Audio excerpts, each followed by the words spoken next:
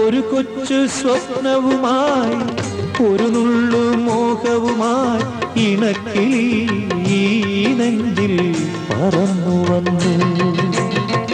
പൂക്കാലം വരവായി മോഹങ്ങൾ വിരിയാറായി അവൾ അതിനായി ആ കൂട്ടിൽ തപസ്സിരുന്നു. എരിഞ്ഞുപോയി